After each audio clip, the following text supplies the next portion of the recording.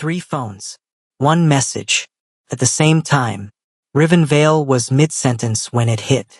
He was standing inside the Varelli Logistics warehouse on the south edge of Tacoma, pointing at a shipping manifest on the steel table, explaining to his brothers why the Chicago Syndicate Council had shorted them by 40 crates and expected no pushback.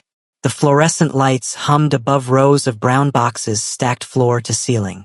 Outside, rain tapped the corrugated roof in a low, constant rhythm. Then the vibration. Not 1, not 2, all 3 phones. Simultaneously, Riven stopped talking. Sorrel Vale looked down at his screen. His jaw tightened.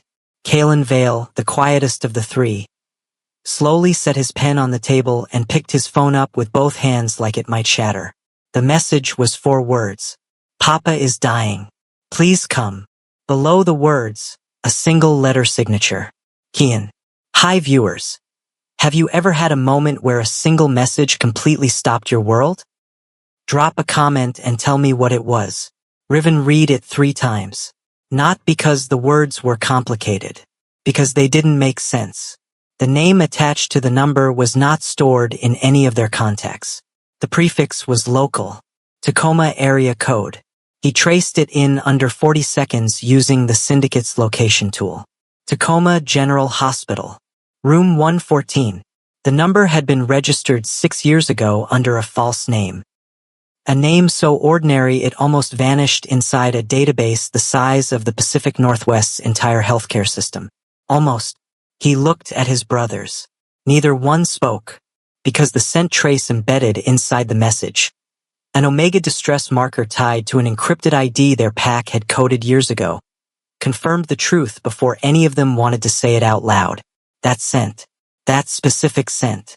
Selim. Sorrel shoved back from the table so fast the chair scraped a full foot across the concrete floor. 9 minutes, Riven said. Flat. No emotion in his voice. Just information. We move now. Kalen was already reaching for his jacket. No one asked questions. No one explained the history or traced the timeline backward to make sense of the moment. There was no time for that. The rain outside was already hitting harder. The warehouse doors banged open. 3 black vehicles pulled out of the bay in under 90 seconds, headlights cutting through the dark like blades. Meanwhile, 2 miles away, a 6-year-old boy sat in a plastic hospital chair that was 2 sizes too big for him. His yellow hoodie was wrinkled. His sneakers didn't quite touch the floor. He was holding a phone with both hands, watching the screen the way you watch a candle that's almost burned down to nothing. His name was Kian Ardent. And the man lying unconscious in the bed behind him was his papa. The monitors beeped slow and steady. A nurse had come in twice in the last 20 minutes. Each time, she looked at Selim's chart, then looked at Kian with that expression adults use when they don't want to say what they're actually thinking. Kian understood that expression. He'd been seeing it since the ambulance arrived. He pressed his lips together, stared at the phone screen. The message showed as delivered, not read. His chest felt tight the way it did right before he cried, but he pulled the feeling back down and sat straighter. Please don't die before they get here, he whispered. He didn't know if the numbers still worked. He didn't know if the people attached to those numbers were still alive. He only knew his papa had kept them saved under 1 word. 1 single word. Alpha. And Kian had been out of options. The door to room 114 opened, not quietly, not the way nurses opened it. It opened the way a door opens when something important is about to walk through it. And 3 men filled the frame, tall, dark-suited, carrying a weight that had nothing to do with anything physical. They scanned the room in under 2 seconds. The unconscious man in the bed, the monitors, the 4-line, and then the boy. Kian stood up slowly from the plastic chair. He looked at them, and the terrifying part, the part that made his stomach drop, was that they were already looking at him. Not at his papa, at him, like they already knew exactly who he was. Sorrel moved first. He crossed the room in 4 steps, eyes locked on the bed, and the sound he made, somewhere between a breath and a broken word, stopped Kalen mid-stride. Because Sorrel Vale did not break. Not in warehouses. Not in negotiations. Not when Chicago put a gun on the table and called it a handshake. But standing 3 feet from Selim Ardent for the first time in 7 years, something in his face went wrong in a way he couldn't control. 7 years older. Thinner. But unmistakably the same. Kalen grabbed Sorrel's arm before he could say whatever was building in his chest. One firm grip. A look that said not yet. Sorrel exhaled hard through his nose and stepped back. His hands were fists at his sides. Riven didn't move toward the bed. He moved toward the boy. Kian hadn't sat back down. He was still standing beside the chair, watching the 3 men with eyes that were measuring everything. The way they moved, the way they looked at each other, the way none of them had announced themselves or shown credentials or said a single normal thing a normal person would say walking into a hospital room. Smart. Riven crouched down until he was at the boy's eye level. Up close, the resemblance wasn't a question. It was a fact sitting directly in front of him. The jawline, the set of the eyes, the way the child held himself like he was bracing for something. Riven's chest did something he didn't have a name for. "Are you doctors?" Kian asked. Riven didn't answer that. "Why did you text us?" The boy blinked. Then, carefully, like he'd rehearsed the answer, "I found the numbers. In Papa's drawer. There were pictures too." He paused. "Of you." The room went very still. Papa kept them in a box under his winter sweaters. Kian glanced at the bed, then back. He looked happy in the pictures. "I thought maybe—" He stopped, swallowed. "I thought if Papa trusted you before, maybe you could help now." Sorrel turned away from the bed. Kalen looked at the ceiling. Riven held eye contact with the boy and didn't look away. Then the monitors spiked. Selim's body went rigid for 2 seconds. A tremor that moved from his shoulders to his hands, and then collapsed back into stillness. A nurse burst through the door. Then a second. Then a doctor in blue scrubs who moved with the focused calm of someone who'd been called to rooms like this too many times to waste motion on panic. Riven stood, stepped back, watched. The doctor stabilized the readings, adjusted the drip, then turned toward Riven with the kind of look reserved for whoever appeared to be in charge. "Your family?" the doctor asked. Riven answered without hesitation. "Yes." The doctor pulled him 2 steps toward the window, not far enough to lose Kian from his peripheral view. When she spoke, her voice dropped. Not because she was being gentle, because what she was saying carried weight. The toxin in Selim's bloodstream wasn't something that showed up in accidents. Wasn't something from food or environmental exposure. The compound had a specific profile, a specific half-life. The doctor had only seen it documented once, in a case study published anonymously through a law enforcement toxicology journal. It was used in targeted eliminations, organized crime. Riven kept his expression neutral, but behind his eyes, everything shifted. The doctor went back to the monitors. Kian had moved to the edge of the bed. He wasn't touching Selim, just standing close, like proximity was the only thing he could offer. He was quiet for a long moment. Then he looked up at Riven. "Did someone try to hurt my papa?" The question landed hard. Not because it was unexpected. Because a 6-year-old boy should not have to ask it. Riven looked at the child, his child, and said nothing. Because the answer was yes. And that answer changed everything. "Did you know my papa before?" 6 words. Kian asked it the way children ask things, direct, no cushion, no warning. He was sitting on the edge of the plastic chair again, feet swinging slightly above the floor, watching the 3 men the way a child watches something they don't fully understand but know is important. Sorrel was the one who answered. His voice came out harder than he intended. "Very well." Kian processed that, nodded once, then said something that none of them were ready for. "My papa told me my other parents died." The monitor beeped. Nobody moved. Kalen looked at Riven. Riven looked at the floor. Sorrel turned back toward the window, jaw working, saying nothing, because there was nothing to say that wouldn't break something. Selim had told the boy they were dead, not gone. Not missing. Dead. Which meant, for 6 years, Kian had grown up believing he had no fathers. That the story ended before it started. That the space where a pack should have been was just an empty room with the lights off. And Selim had chosen that lie. To protect him. Or to protect himself. Riven wasn't sure which one was worse. He pulled a chair close and sat. Not beside the bed. Across from it where he could see the whole room. He began to speak.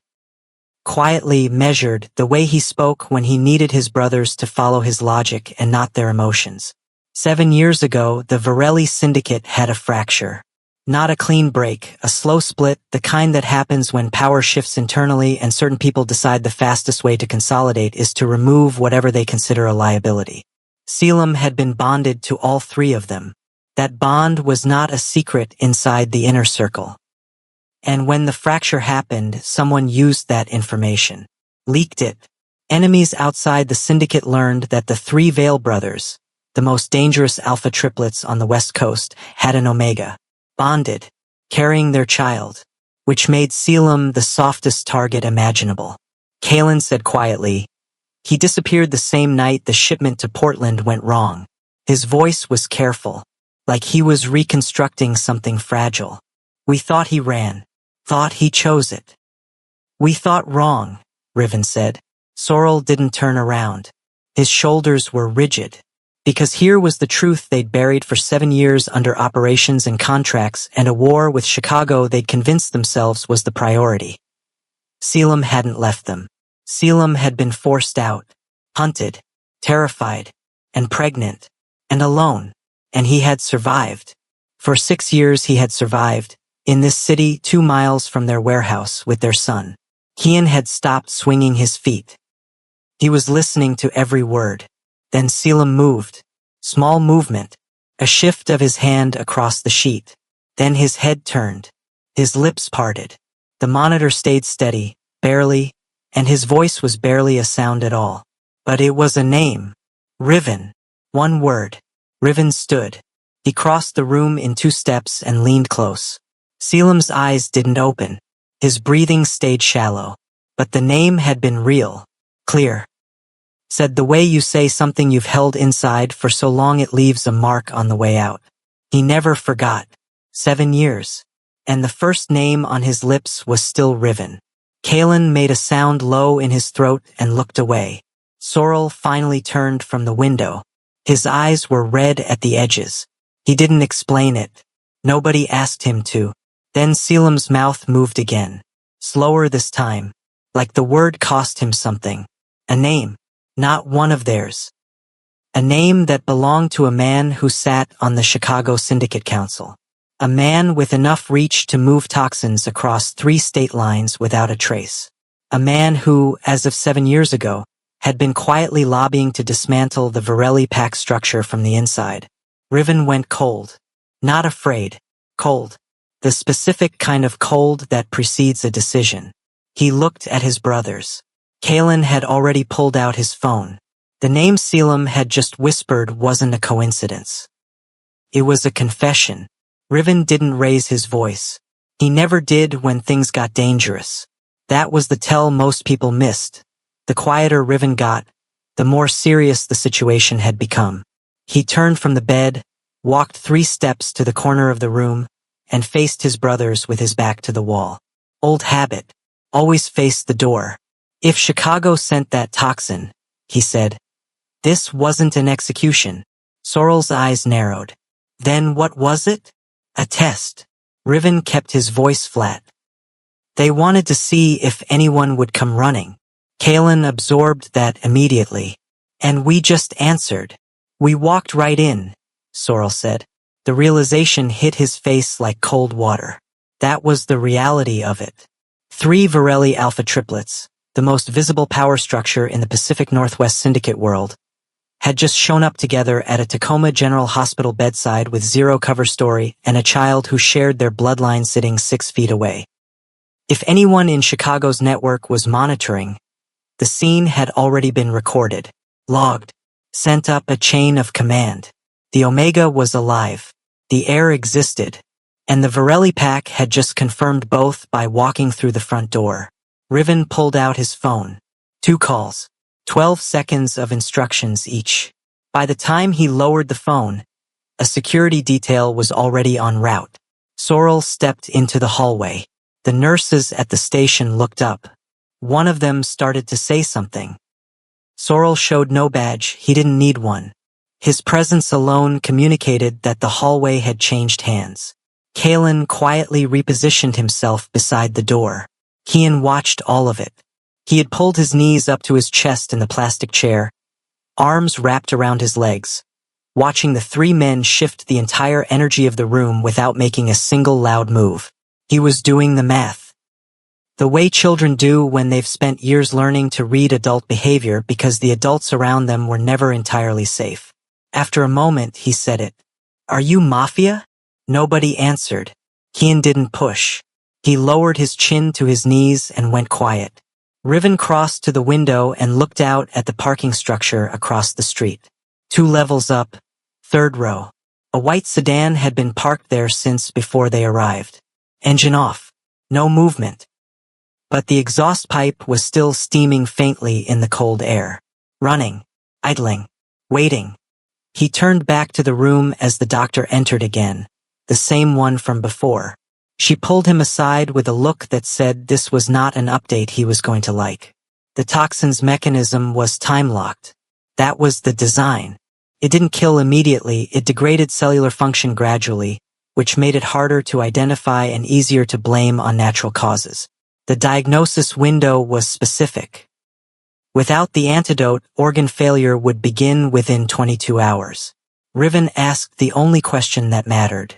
Where does the antidote come from? The doctor hesitated, and that hesitation told him everything before she even spoke. There's only one manufacturer we know of, she said. The compound is proprietary. She named the city, Chicago. Sorrel stepped back through the doorway in time to hear it. The look on his face moved from controlled to something closer to dangerous. They poisoned him, he said. And they hold the cure.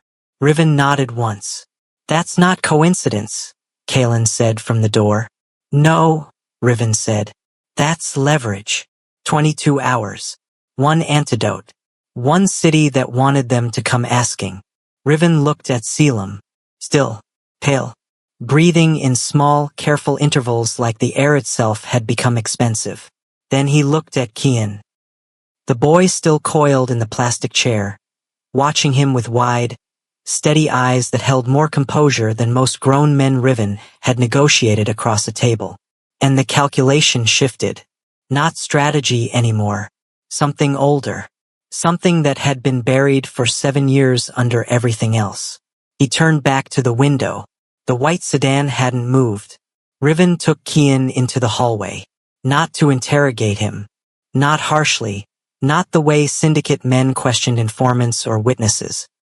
He crouched again, same as before, keeping his eyes level with the boys. One of the security guards stood at the far end of the corridor with his back turned, giving them space. Tell me how you found our numbers, Riven said. Kian looked at him directly. No hesitation. Papa has a box. Under his sweaters in the closet. He keeps it locked, but I know where the key is. A pause. I wasn't supposed to look in it. But you did. Papa was getting sicker. He wouldn't tell me why. The boy's voice stayed even. I thought maybe the box had something. A doctor's number. Or someone who could help. Riven waited. There were pictures. Kian's eyes went somewhere slightly distant. Papa was smiling in them. Like really smiling. Not like how he smiles at me when he's tired and trying not to show it. He looked back at Riven. The 3 of you were in everyone. Everyone. Not a few. Not 1 or 2 from a single occasion. Every photograph in a locked box kept under sweaters for 6 years featured the same 3 men. Selim had documented them, preserved them, hidden them carefully enough that no one searching his apartment would find them, but kept them close enough that they were still there. Still real, Kian said quietly. I thought if Papa trusted you once, maybe you could save him again. Riven stayed where he was. Sometimes the clearest thinking comes from someone who hasn't yet learned to complicate the truth. He looked at the boy, at the structure of his face, the stillness in him, the way his hands stayed relaxed at his sides even though his entire world was currently imploding, and felt something move through his chest that had no tactical use whatsoever. His son had called them, not because of bloodlines or syndicate protocol. Not because someone explained legacy to him or told him who his fathers were, but because a 6-year-old boy found photographs of 3 men making his papa happy and decided that was enough reason to reach out. Riven stood slowly. He was about to speak when Kalen appeared at the end of the hallway. One look. Cameras on the east side picked up 2 vehicles, Kalen said. Low, controlled, black SUVs, no plates, parked outside the ambulance bay. Sorrel appeared behind him. I count 4 men on the ground. Suits, earpieces. Riven calculated fast. How long? They pulled in 12 minutes ago, Kalen said. Same time we locked down the floor, which meant they had been watching the hospital before the lockdown. And they had moved when the Vale brothers arrived, not before. That was the confirmation. This wasn't a random surveillance team. This was a response. A countermove to the countermove. Chicago had been waiting to see how fast the Varelli pack would surface.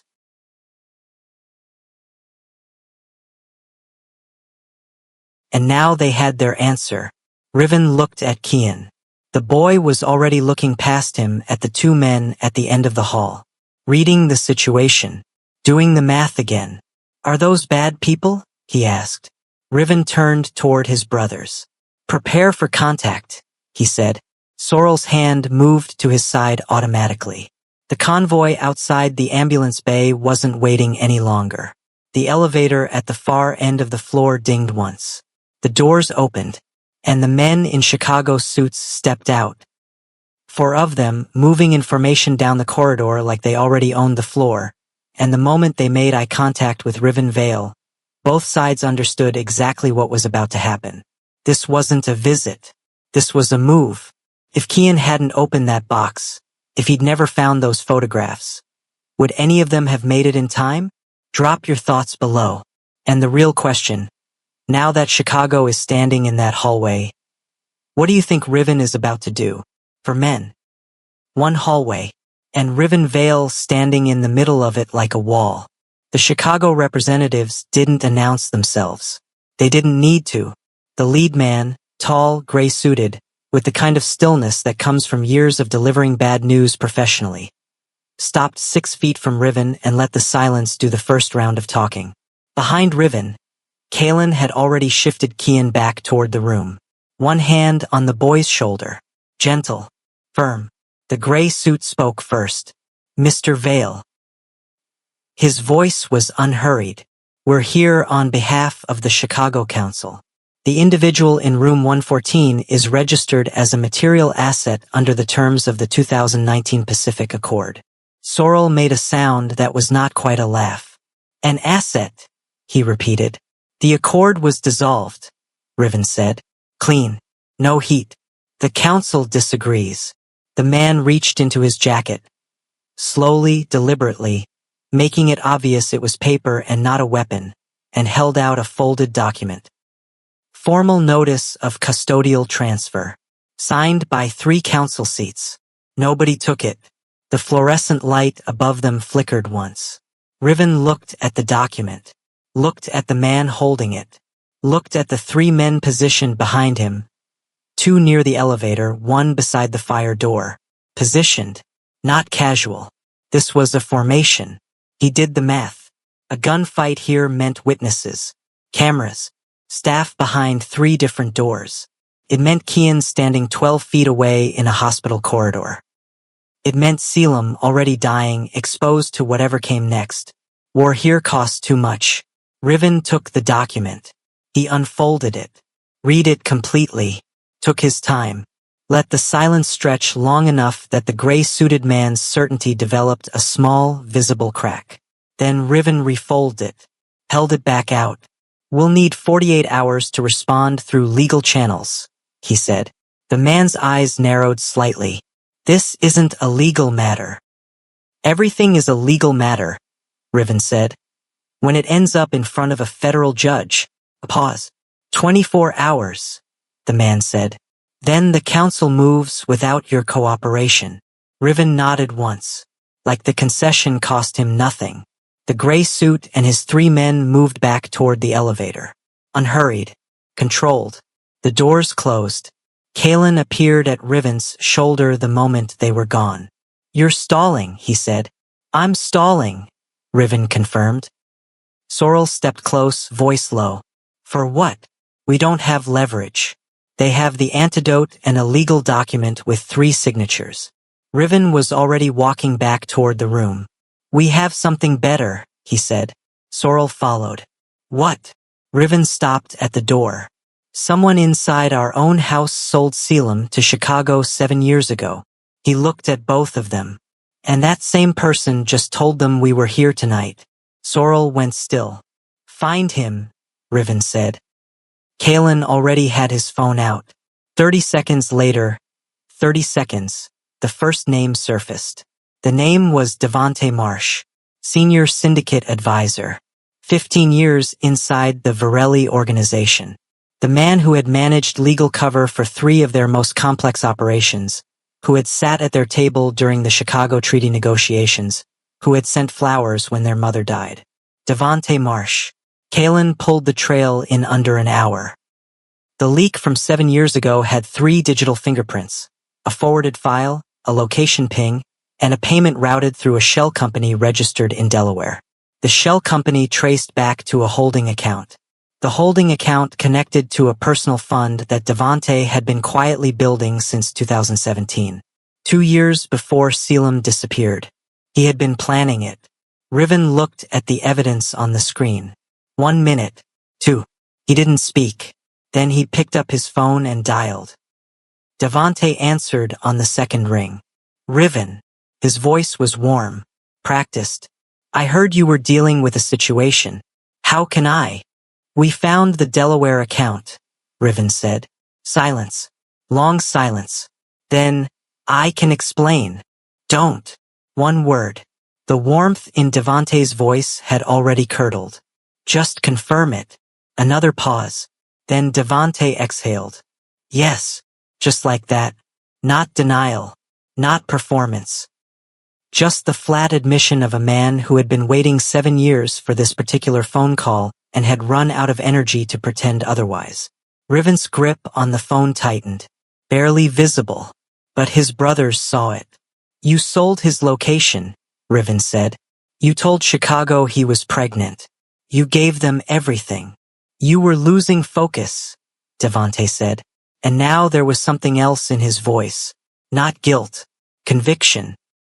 The 3 of you were running an empire and making decisions based on how an Omega made you feel. That is not how power works. I removed the variable. Sorrel stepped forward. Kalen put a hand on his arm. He was not a variable, Riven said. Quiet. Cold. The way ice is cold, not dramatic, just absolute. You rule with emotion, Devonte said. That has always been your weakness. Riven said nothing for 3 full seconds. Then, who else knows about the boy? A pause that went on 1 beat too long. I told them last week, Devonte said. When I confirmed Selim was still in Tacoma. Another pause. I told them about the child. Sorrel turned and put his fist through the supply cabinet beside the door. The metal dented. A box of gloves fell. Nobody reacted. Kalen walked to the window. Riven stayed on the phone. You told Chicago that Kian exists, he said. The heir of the Varelli dynasty, Devonte said, like he was naming a chess piece. Yes. That changes the negotiation entirely. You should be thanking me. Now you have something to trade. The call ended. Not with a threat. Not with a speech.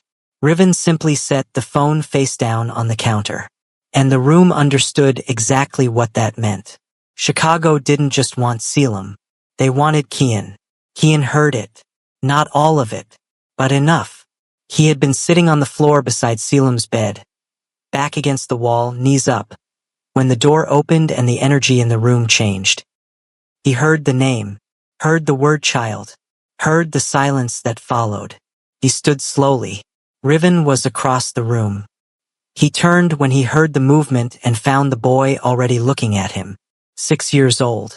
I steady. Processing. Am I the reason Papa is dying? The question moved through the room like a current. Sorrel turned away. His hand was still flexing from the dent in the cabinet. Kalen looked at the floor. And Riven, the man who had navigated gunpoint negotiations without changing his expression, felt something in his chest crack clean open. He crossed the room, crouched down. I level. No, he said. None of this is your fault. Kian looked at him carefully. But they're coming for me because of who I am. They're coming for you because of who we are, Riven said. That's different. That's on us. The boy absorbed that, nodded once. Then, are you going to leave? Riven held the boy's gaze. 6 years old, and Kian Ardent was asking the only question that mattered. Not are you going to protect me, not are you going to fight. He was asking about presence. About whether the 3 men who filled this room with the kind of certainty he'd never had growing up were going to still be there when the hard part came. Riven put his hand on the boy's shoulder. We're not leaving, he said. Even when it gets more dangerous? Especially then. Kian exhaled. Small. Barely audible. Then Riven said the words he hadn't planned to say yet. Hadn't rehearsed. Hadn't cleared with his brothers or considered the timing of or weighed against any strategy. Kian. He paused. We are your fathers. The boy looked at him. Then at Sorrel. Then at Kalen. Back to Riven. He didn't cry. Didn't react with the kind of explosion a child might be expected to produce. He just sat with it. Let it settle. The way a person sits with something they already knew somewhere deep but needed to hear out loud before it became real. Does that mean you're staying? He asked. It means, Riven said, that nobody takes you anywhere. The monitor behind them spiked. Once. Hard. The alarm was immediate. A flat, continuous tone that meant something different than the warning beeps from before. This one cleared the room. A nurse hit the door running. Then the doctor. Then 2 more in blue scrubs with a crash cart that rattled against the doorframe. Riven stood, stepped back, pulled Kian with him. The doctor's voice cut through the noise. His heart is failing. Kian's hand found Riven's without either of them deciding it. And held on. The antidote arrived in a gray cooler. No markings. No syndicate seal. Carried by a single man, older, heavy-set, moving with the quiet efficiency of someone who had learned long ago that speed matters more than ceremony. He identified himself as a representative of the Delacroix faction. Neutral ground. The third power in a city that most people believed was a 2-player game. He set the cooler on the counter. Then he set a document beside it. Riven looked at the document first. 2 pages. Dense language. He read it the way he read everything. Completely, without rushing, without letting his face show what he was finding. When he reached the condition, he stopped. He read it again. The Varelli Alphas were required to formally end their active conflict with the Chicago Council. Full ceasefire. Binding arbitration clause. No retaliatory action against council members or their holdings for a period of no less than 5 years. Sign it, or the cooler goes back in the car. Sorrel read over his shoulder. They can't be serious, he said. The Delacroix man said nothing. He was serious. Sorrel turned from the counter. We sign this and Chicago walks. Devante walks. Every move they made against Selim, against our son, goes unanswered. For 5 years, Kalen said quietly. For 5 years, Sorrel repeated, like the words tasted wrong. We built this organization on the principle that betrayal has a cost. Every crew in 3 states knows that. The moment we sign this, we tell every single one of them that the cost just disappeared. We tell them, Riven said, that we chose our family. Sorrel looked at him. There are other ways to answer this, Riven said. Slower ways. Ways that don't require a hospital hallway and a 6-year-old boy watching his papa die by the hour. He held the document. Selim has 22 hours. Less now. The room held still. Kian was in the corner. Quiet. He had not moved from the chair beside Selim's bed since they brought him back in. One hand rested on the edge of the mattress. Not touching Selim. Just close. Sorrel looked at the boy. Long. The anger didn't leave his face. But something beneath it shifted. The way ground shifts before it settles into something new. He looked at Riven and said nothing. That was his answer. Riven signed. The Delacroix man opened the cooler. Verified the contents with the doctor. The antidote was administered within 4 minutes. Riven stood at the window. Sorrel sat in the hallway with his elbows on his knees. Kalen stayed in the room, arms crossed, watching the monitors with the focused stillness of a man who needed something to watch, so he didn't have to think. 12 minutes passed.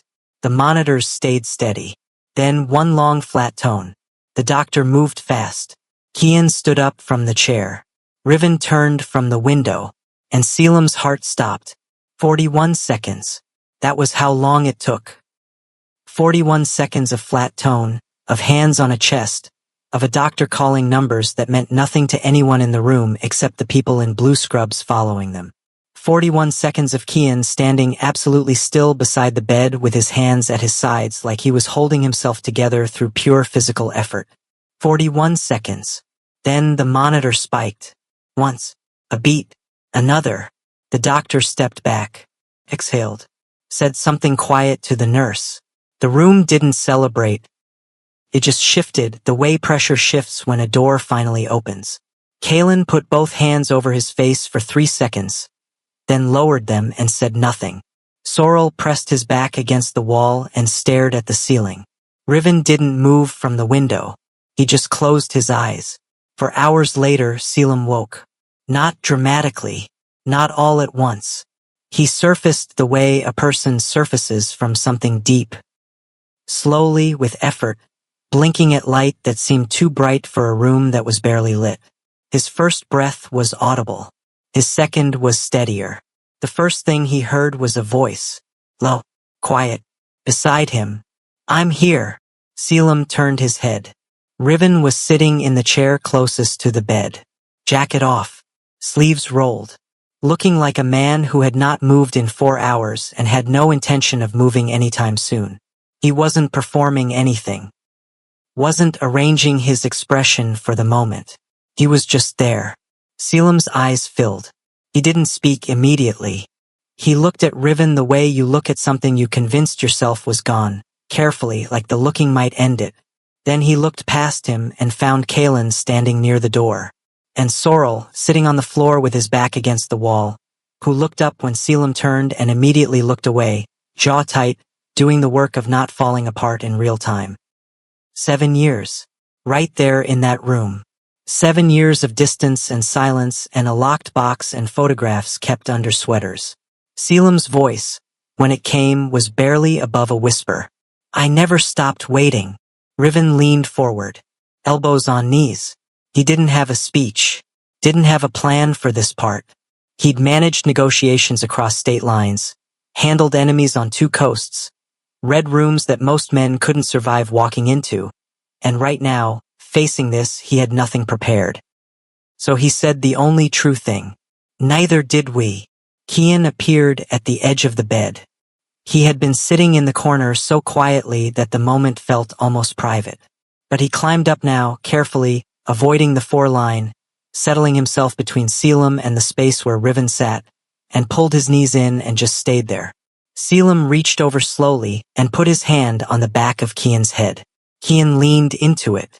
The reunion was not perfect. Understand that. 7 years doesn't dissolve in an afternoon. There were things that hadn't been said yet. Questions without answers. A conversation about disappearance and survival and what it cost. That conversation was still coming. Sorrel's anger hadn't gone anywhere. Selim's fear hadn't fully left his body. The treaty on the table had changed the board but not erased what was written on it. None of that was resolved. but the family was in the same room. That mattered. Riven sat back in his chair and looked at his brothers. Then at Kian, who had fallen asleep against Selim's side with his yellow hoodie bunched up under his cheek. Then at Selim, who was watching all three of them with the quiet, careful look of someone learning to trust a thing they'd already lost once. Riven thought about the document he'd signed. 5 years. He thought about Devante, about Chicago, about the gray-suited man in the hallway who had handed him a document like it was an ending. It wasn't an ending. It was a pause. And in that pause, in the specific, quiet, fluorescent-lit hospital room at 2 in the morning with the monitors beeping steady and the rain still tapping the window and his son asleep and his Omega breathing, Riven understood something he hadn't been able to name before. Power isn't winning wars. Pause. It's knowing which ones to end. He looked at Selim one more time. Selim looked back. And this time, they chose their family first. That is how it ends. Not with a gunshot. Not with a throne. With a boy in a yellow hoodie falling asleep between the people who almost never found each other. If the story moved you, share it. Leave a comment below and tell me, what would you have done in Riven's place? Sign the treaty, or go to war for the people you love? Subscribe and turn on notifications so you never miss a story on this channel. Every episode here is built for people who believe that real strength isn't about how much you can take. It's about what you choose to protect. See you in the next one.